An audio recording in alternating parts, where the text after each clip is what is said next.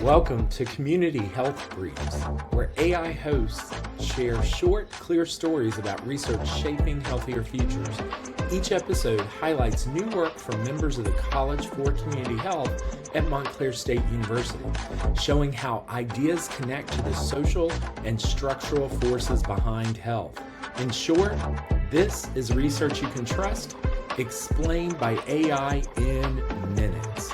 If you've ever loaded up a barbell for heavy squats, your nervous system basically braces for a car crash, right? Yeah, pretty much. It's just that pure fight or flight response kicking into overdrive just to help you survive the mechanical strain. And, for a really long time, sports science just assumed that massive nervous system spike was, well, the unavoidable price of admission for building strength. Right. But what if you could trick your body into making those same muscular gains without, completely redlining your nervous system? Which brings us to our focus today. Exactly. We are looking at some really fresh research led by Dr. Evan Matthews, who's an associate professor of kinesiology focusing on exercise and the cardiovascular system, along with Dr. Peter Hosick, a professor of kinesiology investigating metabolic and cardiovascular function. And they had a great lab team on this paper, too. Master student Michael Perlet, undergraduate Lauren Mendonca, and their colleague Nicholas Licameli. Yeah, and together, they are fundamentally challenging how we think about exercise stress, which actually builds perfectly on our fourth deep dive of Season 1. Oh, right, where we covered how blood flow restriction or BFR training improves blood vessel function. Exactly. But this new paper asks a much more critical question for community health.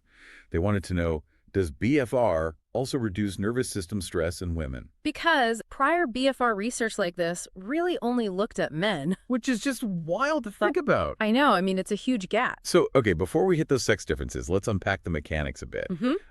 BFR involves wrapping a tight cuff around your arm or leg while lifting very light weights, right? Right. It's essentially creating a targeted traffic jam in your veins. A traffic jam, I like that. So BFR uses light weights and that tight cuff to act like a dimmer switch on your muscles. Whereas traditional heavy lifting is like flipping a massive heavy-duty breaker. That's a great way to look at it. The BFR cuff traps metabolic waste products like lactic acid right there in the tissue. So your muscles start screaming, telling your brain you are doing massive amounts of work. Exactly, which triggers muscle growth. But because you're actually using really light weights, your central nervous system doesn't have to fire on all cylinders. Okay, so let's unpack this study. Do women actually get that same dimmer switch benefit as men? What's fascinating here is how they set it up. They took 39 trained adults, an even split of men and women, and had them do heavy traditional squats one day and light BFR squats another. And they measured heart rate variability, or HRV, to track that fight or flight stress, right? Spot on. And the result. The BFR workout caused less nervous system strain than traditional lifting for both sexes. Okay, so the dimmer switch works for everyone. It does, but when you look at the baseline data, a huge physiological gap emerges. Oh. Yeah, the men in the study had a significantly higher overall shift toward that fight or flight mode after the workout compared to the women. Wait, really? So women maintained a much lower baseline of nervous system stress? Yes, science simply cannot assume women are just smaller men.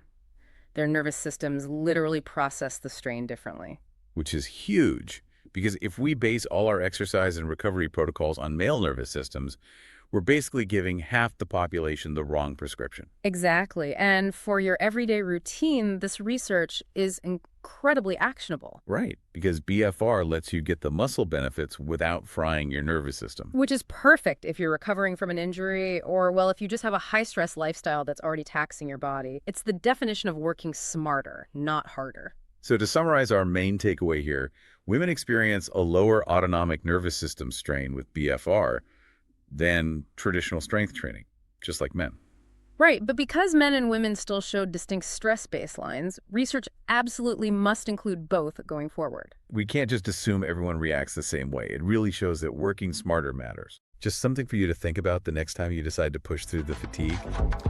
Thanks for listening to Community Health Briefs. This podcast was created with the help of AI, verified by the paper's author, and does not necessarily reflect the views of the College for Community Health or Montclair State University.